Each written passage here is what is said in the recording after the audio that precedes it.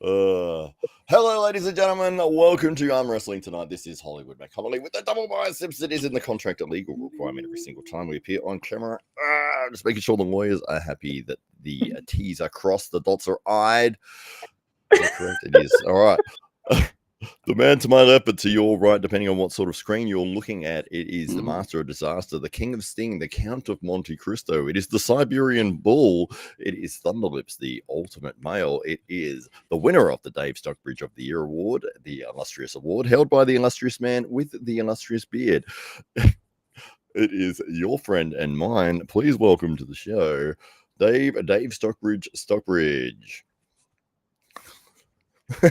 Thank you very much. That's a very warm welcome, as always, Hollywood Matt Connelly, and welcome to everybody who's tuning in to Arm Wrestling Tonight. Doesn't matter where you are around the world, it's Arm Wrestling Tonight, ladies and gentlemen, and this is your 5-night-a-week half-hour dose of arm wrestling, where we jump on with some of the movers and shakers in the sport, some of the emerging talent, and tonight we have with us one of the great community builders within the arm wrestling fraternity. Ladies and gentlemen, it is Franch McGee. Thank you. If I've been on twice in 2 weeks, does that mean like I'm a super mover and shaker and super coming? You were a mover, but now you're a mover and a shaker. 100%. Ah, great. Yes. If you were moving before, right, you should be shaking. I'm trying to lose the weight so I shake less, but we'll get there. It's like if people start going bald. The Drew declares, and the big hot topic of tonight's podcast is really around the community building that happens within arm wrestling, and it really is the fundamental of the sport. There are a few sports that spend so much time in assisting others to get involved and to feel comfortable in the sport. And one of the things that really stands out to me about the SA Titans in particular, which is the club that we're all involved in, is that there's this wonderful chat group, and as a social support for 50 or so young people who at any time of the day or night can pop in a comment, can start a conversation and know that there'll be somebody else who'll just jump in. There's no such thing as a lonely SA Titans member. And France, you've been a big part of that over the last few years. You're our token girl at the training rooms, and you're a fixture within the club, and you've garnered the respect and the love and affection of the rest of the club during that period of time. But you have roots going back into martial arts, and you've been involved in community building within those sports previously. What struck you about arm wrestling in particular in terms of attracting you as a woman to the sport? But then what makes you want to stick around in the community? I mean, I got into it literally. I got forced into it by a friend, but fell in love with it very quickly because honestly, like the amount of technique for like one part of your body was so much, and I found it really fascinating. But yeah, I mean, I was involved in jiu-jitsu before, and like jits has got a great community, don't get me wrong. But I have to say the arm wrestling community is different. Like literally every single person is accepted. There's no one really on the outskirts. Everyone is just so, I was going to say nice, but that's the wrong word, but everyone's real. Like you just get accepted for who you are. There's no little cliques or anything like that. Like anyone can come along and just part of it, and you can be as involved or as not involved as you like. It's you get to, because everyone just will accept you, and you get to be part of it. And I absolutely love that part. Like I love. So outside of this, I also volunteer with Beyond Blue, and I'm really focused on men's mental health, because I know in Australia we don't have a lot of support for men struggling as much as there is for women and other areas, and a lot of men, because of culture, sort of struggle to talk about mental health a lot of the time as well. And I love that in this club, like I've had a few people reach out to me when they're not feeling great, and they know they're comfortable to talk to me, and I love being able to be part of that and be someone that they have because of this culture and this community. I think it's really great. You've actually been recently part of a fundraiser as well. So, I mean, your hairstyle is not your No. normal hairstyle. As a matter of fact, you groom a lot of the top mixed martial artists in the country when it comes to, especially the girls, but some of the guys Braids. with the longer hair as Yeah. well. When they jump into the cage, you do the braids and make sure that they're not knocking themselves out with their own hair, for Yeah. instance. And I make that comment because you have just recently gone with a very similar hairstyle as me, but I didn't raise anywhere near as much money as you did, and that was all part of the Beyond Blue. Also, this was actually cause. this one was for the Cancer Council. I sort of touched on it a little bit, but I lost my friend very suddenly to cancer last year. It was absolutely awful, and this year came around her anniversary, and I was still so angry and so hurt, and I wanted to do something. And at the same time, my mum had cancer come back as well, and she's just had the surgery for that. Thankfully, it went really well, but it's too prevalent in too many people's lives. And I thought I just want to do something because I was being so affected by it, and I just felt so useless. And I don't like not being able to do stuff and help people whenever I can. So I was like, this is something I can do. So I put the fundraiser out there. I did add the caveat that anything over the 1,000 will go towards growing my hair because I know more people want to see me with long hair than short. And I have actually hit the nearly 4 years I'm at now, which is getting a little bit scary. Because now I've got to actually remember how to do my hair. So 4 years of hair growth now is what we will expect. So we will keep having you back, and we'll keep seeing a new hairstyle hopefully as well. So tell us a little bit about your involvement with Beyond Blue. Where did that start, and why did you initially get involved? This is a little bit heavy, just as a bit of a trigger warning. I'm quite comfortable talking about, just for people watching, it might be a little bit of a trigger. If it is, there is Beyond Blue. There's other helplines. Feel free to reach out to me directly if you need to. I'm happy to talk about it. About 9.5 years ago, actually nearly 10 years now, I was raped twice in about 6 months by 2 different people. And after the second one, I had a bit of a breakdown because, you always think that even if you can't control everything external, you have say over your own body. You think that that's one thing you get to have the say on. And when it became very clearly that I didn't, I kind of had a breakdown after the second one, and I actually attempted suicide myself. And I called Beyond Blue before I started taking the pills because I didn't want to do it. I just couldn't see anything getting any better. When I explain to people, it's like being at the bottom of this pitch black pit and having no way out. You can't see anything. There must be a ladder somewhere, but you can't find it, and you just feel very alone. And I called Beyond Blue, and the poor man was, some of the counsellors aren't qualified. They're there to listen, and he was listening. But I'm solution orientated, and he was just going, yeah, I can hear you're upset. And I was just like, this is useless. You're useless. And I hung up on him. But he called the police, and they saved my life because I'd started taking some pills by the time they rocked up. My body was like in a bit of shock. When they came to the door, I was shaking, like my whole body was shaking. And, they rushed me to the hospital, and I actually spent about 3 weeks in a psych ward and got, medicated and had a HOPA counselling. But, I mean, if it wasn't for that guy from Beyond Blue, I wouldn't be here. So I owe them my life. And I went through a HOPA counselling and had a HOPA help, and I got to a point where I was like, okay, I want to help other people. There's a Japanese art form that I believe in fundamentally that it applies to people, but it's called kintsugi. And what that is, if you have a piece of pottery, for those that don't know, like a vase or something, if you break it, they actually repair it with gold. So it becomes far more beautiful and far more valuable than it was prior to being broken. And I think if we as humans can be broken, but then can heal and can put ourselves back together, we become more beautiful, but also more valuable, because then we've got this added life experience that we can relate to other people and use to help other people. And it's just, you see some absolutely amazing, to see how beautiful that looks when it's all repaired. It's got that added characteristics and that unique, because nothing breaks the same, right? So nothing's ever going to be repaired the same way.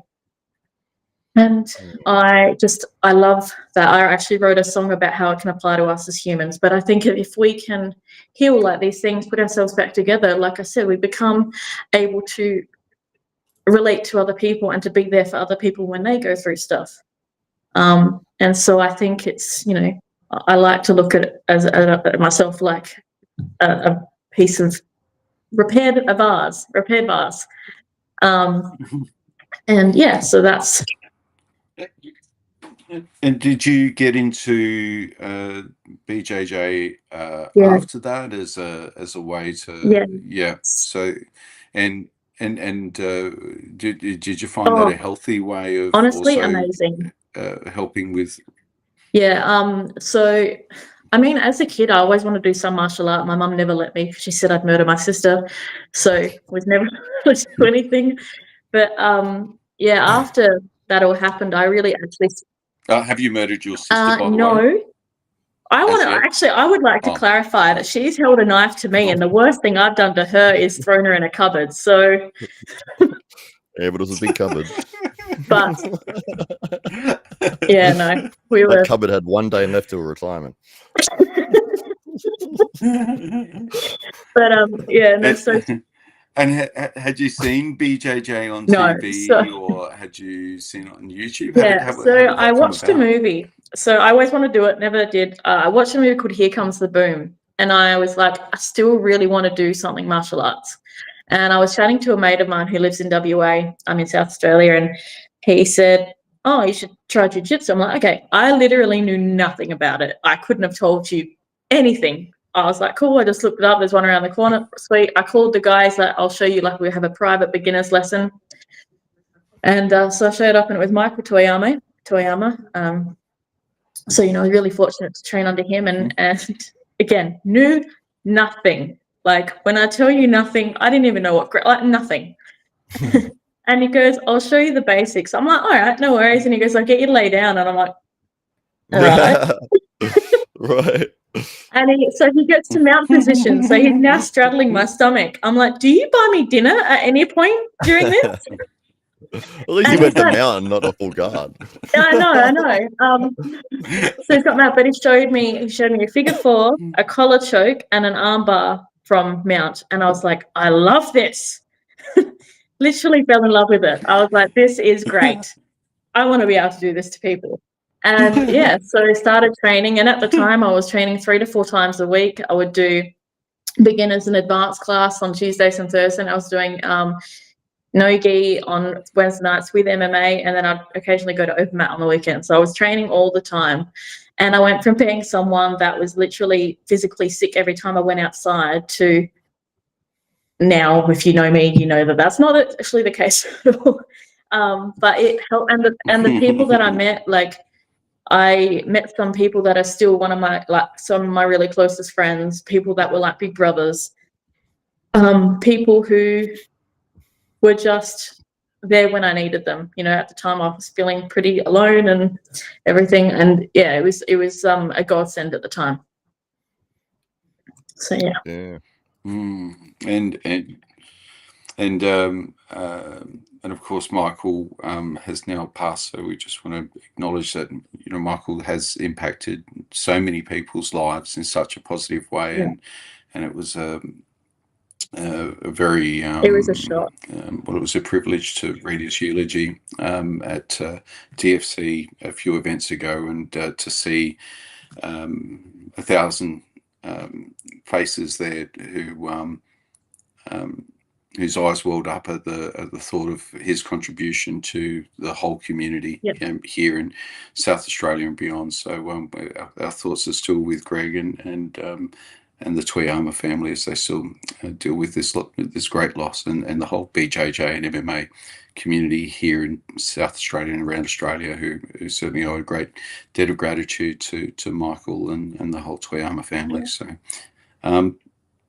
So you, how did you cross over into arm wrestling? What was your first introduction? So I was I saw you guys at Apex at the Norwood Oval. I think it must have been 2021, I reckon, because I just had Amy. And I was too chicken to come up to you because there was this big, huge Ben there. That now I know it's Ben, but he was this big, huge dude. And I was like, I'm not going near them. So I was too chicken. But then I was at the DFC at Adelaide Oval, and my friend Kat, who was doing roll clean soaps, she knew Matt. So she's like, Franch, you should have a go. Like, you'd be really good at this. I'm like, I'm not doing arm wrestling. She goes, no, you're strong. Like, just give it a go. I was like, oh. She goes, no, Matt's really nice. Come on. And she literally dragged me over. And she just introduced me to Matt, and Matt goes, all right, like, give me an arm wrestle. So I had an arm wrestle, and he goes, all right, so you're pretty strong, but there's some technique. I'm like, what do you mean technique? Huh? And so he showed me something, and I was harder. Yeah, pretty much. But I was just really fast. Like I said, did jiu-jitsu for so long, and I was used to having technique for like all over your body, but just having it isolated to pretty much one part of your body mostly. And it being so effective, like little micro adjustments can make all the difference. And I found that pretty cool. And, it's been a cool party trick as well. So that's nice. Yeah, when you're taking some people down at your latest office party or something, you were beating people there. Yeah, my boss likes to tell people, oh, you should arm wrestle Franch. You should, yeah, it's great. Just to demasculate them just as they start in their workforce. It's like, go and get beaten by French. And then come back and I'll teach you how to do your job. I actually think I remember Matt commenting about how you had a really strong hand and grip very early on, like on the maybe one of the first few times that you were on the table, and then afterwards knowing, it's so the he only BJJ, says nice things so behind my back. I see how it is. Yeah, it's all insults to the face. Wait until all this podcast is over and it all comes out. Comes out. But I should do these more often. Might feel good about myself. So you found your way into arm wrestling through that event, and of course it's one thing just to go to a novelty event where you were already there because you're part of that MMA scene, and you're helping the athletes out, and you're in the locker room and all of that. So you're in your element, and there just happen to be some crazy arm wrestlers there, and so you've had a bit of a go.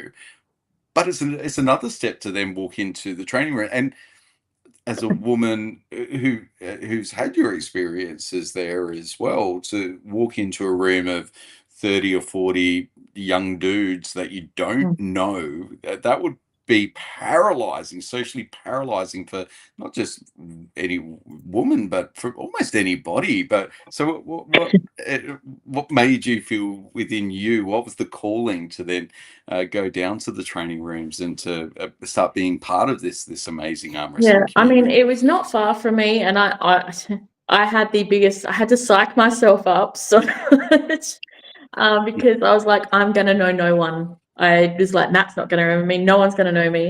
I'm going to have to like talk to people that I don't know and be in a room full of people I don't know. And that Ben guy might be there. Yeah, that big terrifying guy. Who I've now choked, by the way, which is great. He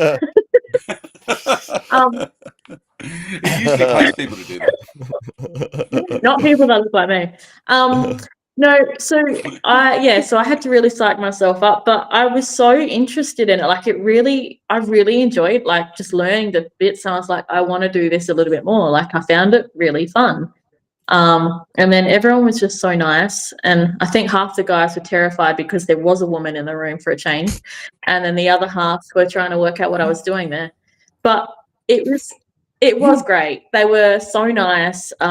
Even Ben, who was terrifying to start with, but everyone was so patient, took the time to explain a whole heap of techniques, and the more I learnt, the more I became interested, and it was cool. And we had Paula there when I first started, and she was so cool. She's such a legend.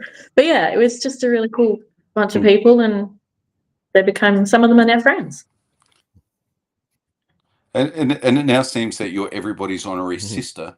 And for a lot of the younger guys in the club, for instance, they might not have any female influences in their lives, or mightn't have had that type of connection with a woman that they're not related with, for instance. And so you've very much filled that gap within the need of the club and the other members there to be that female that they can confide in and talk to and feel comfortable around, and in a way that they mightn't necessarily feel that they can be with maybe girls or women that they might work with or know otherwise. No, it's been really cool. I mean, I got Valera to voluntarily hug me the other day, and that was just the pride.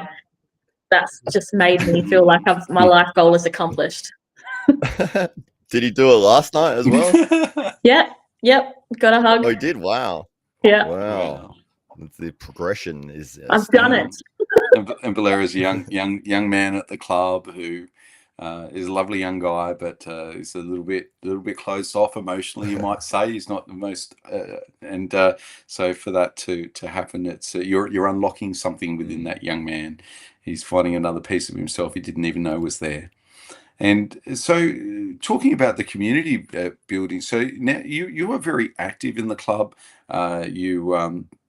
You're always in the chat. You're always encouraging. You're always sharing your thoughts, and you're seemingly one of those mainstays where it doesn't matter really the time of day or night. If somebody wants to engage or somebody wants to have a chat, you're almost that beyond blue for many of those people that are in the club. Is that how you feel? Like, do you feel like you're the glue in some respects that is holding that little community together, that feminine energy that's holding that community together? I wouldn't even pretend to be that important, but I would definitely want to be like, for people I care about, if you need someone to talk to, I'll always be there. Like, I'm not, I know how important it is to have someone, and if I can be that person, I'll be that person. There's so many great dudes in this club that I want to see do really well and accomplish things, and if they need a little bit of help along the way, then absolutely, like, I'll be there. If I'm what they need, 100%, like, let me be there. But I think everyone plays their part in their own respect. Like Matt does so much for the club every single week. We run because of your support. So if anyone's the glue, I would, you guys, and then Tim Graham, and then the rest of us just play our little parts to keep it going. But I'm glad I've got my little spot too. And a little bit of credit here too to Tim Graham. He's the OG of SA arm wrestling, and really did start on his driveway and progress to his carport, I think, before eventually going to Blair Athol, and then Matt stepped in as Tim had other responsibilities and obligations with work and family and study, and Matt really came in and started the Super Match Sunday series, and started giving everybody nicknames and started marketing the club, and then it kind of went from a few to a dozen to 2 dozen to 50, 60 people and in the chat, and has really nurtured and curated a beautiful community of I don't want to say oddballs, but everyone's so unique. We have such a conglomerate of different people in the club, and it's cool. Disparate personalities. Yeah, very disparate personalities, isn't it? It's we really have some wonderful people from very, very different walks of life who all come together in the club. And Grant, who's like the big daddy of the club in some respects, he's that older father figure, and very, very much a guiding light and a great example to a lot of the young men. And I'd give Tim more credit if I wasn't so scared he'd yell in my face, but he did do a great job starting it up. Fun fact though, when I first started, and Ben was teaching me, like, he teaches in such a fatherly way. I thought he was like late 40s, early 50s, and I started calling him Dad. Found out he's only a year older than me, and I was like, okay then. He does look older than he is. Yeah. That's fantastic. So I want to talk a little bit about this before we do go away, and it's really about some of those key things that we've been able to do, or certainly Matt's instigated in the club. And so one of those, and I've mentioned it a couple of times now, is that chat group. So we have a chat group. It's on Messenger, and anybody who comes along, you don't have to be a paid up member to be in it. It really is, as soon as somebody almost shows a whiff of interest in coming along, or comes along just the once, it's like, you're in, like, we're going to add you, and it's really interesting. I've seen people come for one training night, and they've joined the group, and it's through the week that they feel like they're being embraced by the community, and that's what encourages them to come back on the following Sunday. The other thing is that I do not think that Matt has failed to put on a training session for the SA Titans on a Sunday for maybe nearly 5 years now. So, and it doesn't even matter if that Sunday is Christmas Day. There will be training. There will always be training on Sundays. And so there is this ritual where it doesn't really matter what's going on in your life, personally or professionally, or anything that might be going on there in the background of your world.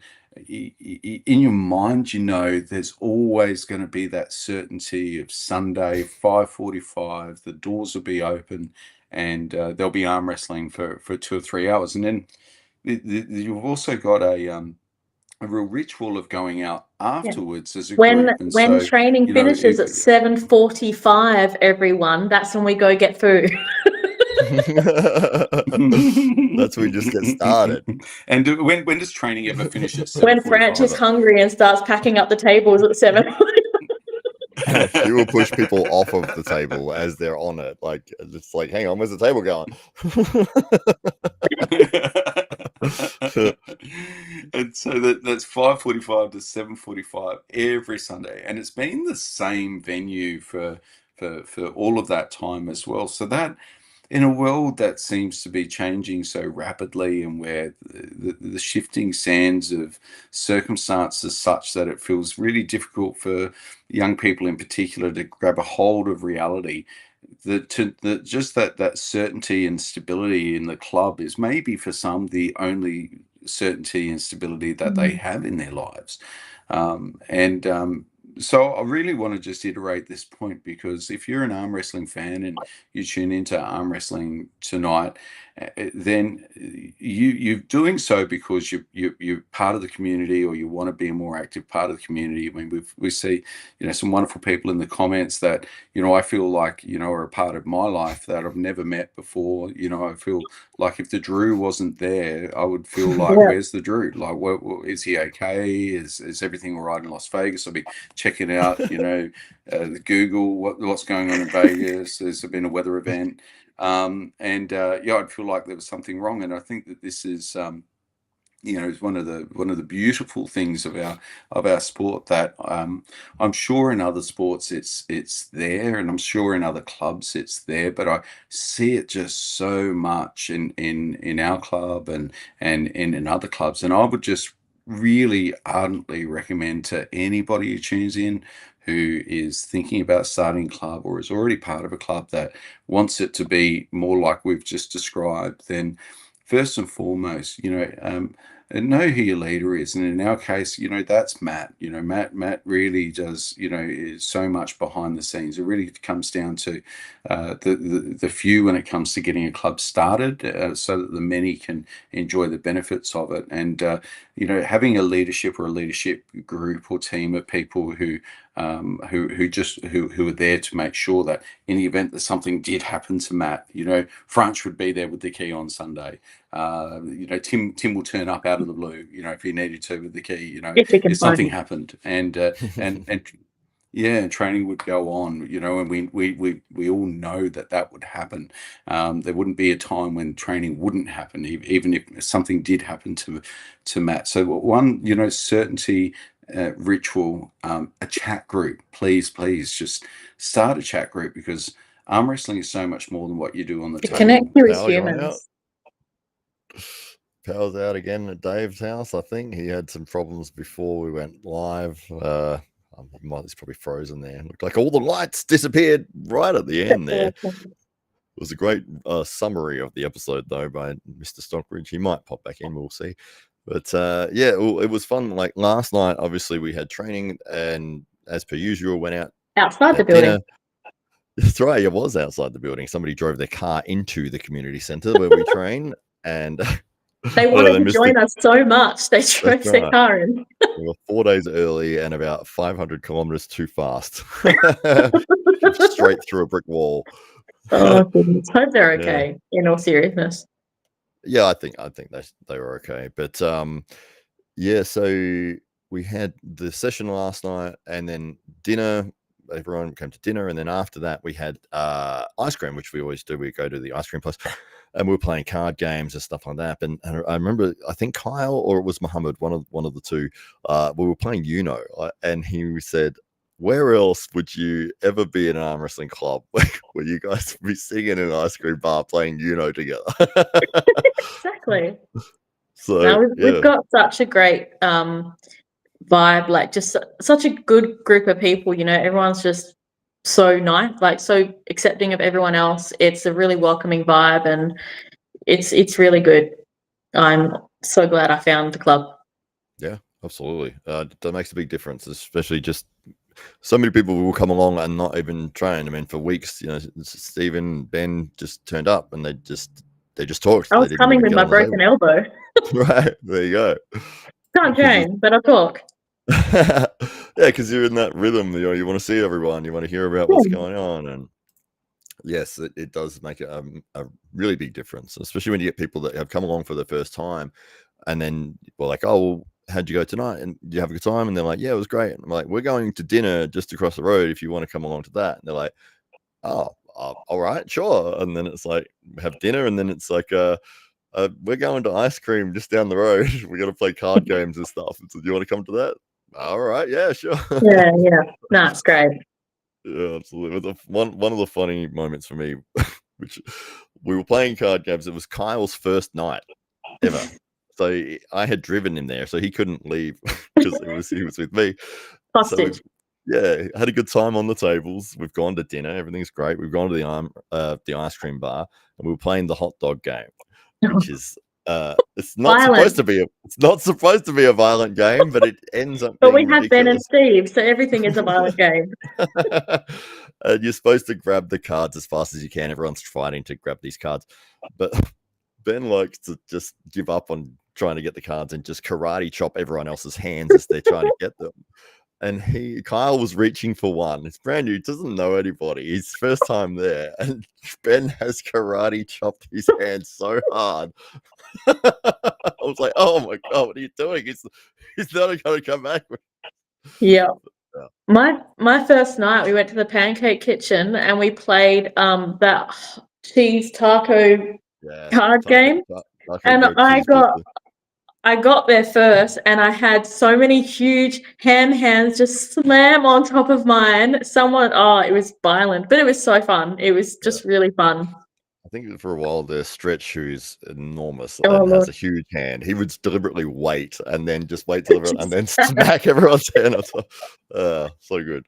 But Yeah. I mean, that's got nothing to do with arm wrestling. It's just the fun It's part just enjoying about it. each other's company and it's that's the thing. I think we're not just a group of people that arm wrestle together. We are a group of people that are friends and enjoy each other's company and enjoy spending the time. And there's like a community instead of just a bunch of people. Like, we're not separate entities anymore. It's like actually a group of people who like being together. Exactly So it's different. Well, should we say hello to the people who are in the chat here? And we've got, well, I know the Drew has gone to bed, but he was the first man to jump in and say a comment there. We've got David Hux, who says, howdy fellas. David Hux from Riverland, I believe, in South Australia, does come down to the SA Titans Club every now and then and do some super matches, which is fantastic to see. So we got in here Sam, Kiwi Sam from the SA Titans Arm Wrestling Club, formerly from a club in New Zealand that he started. But great to see Sam here. He is going to have a match with Dave next Sunday. So he says, Dave, please remember the Dave Stockbridge Award this Sunday. Looking forward to winning Dave Stockbridge of the Year Award 2025 this Sunday. Wow.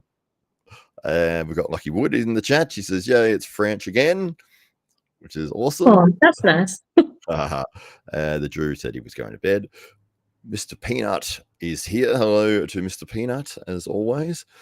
And who else was in there? We saw, just gonna scroll down a little bit. Marinda Korf is here. She says, "How's it, guys?" And then I love when it gives a description of the emoji as opposed to just displaying the emoji.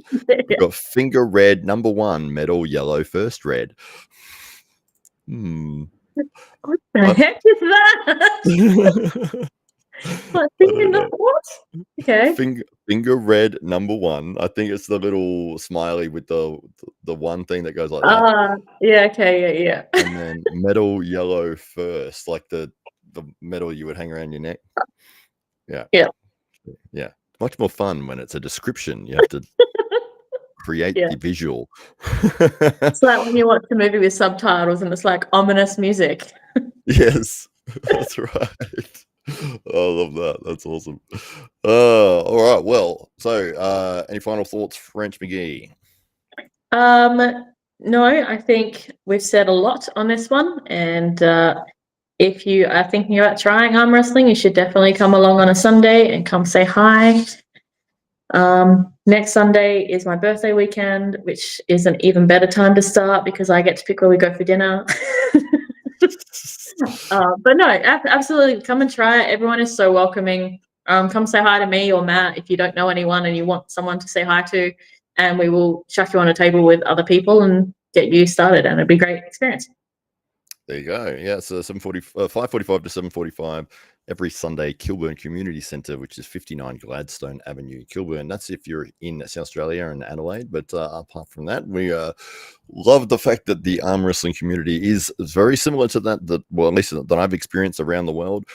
Everyone's supportive, friendly, wants the best for each other, and fantastic culture to experience. So we'll leave it there. Dave's probably struggling with the power, and we'll say thank you to all the people in the chat, and thank you to Franch McGee, and we'll finish with one. Thanks for having me.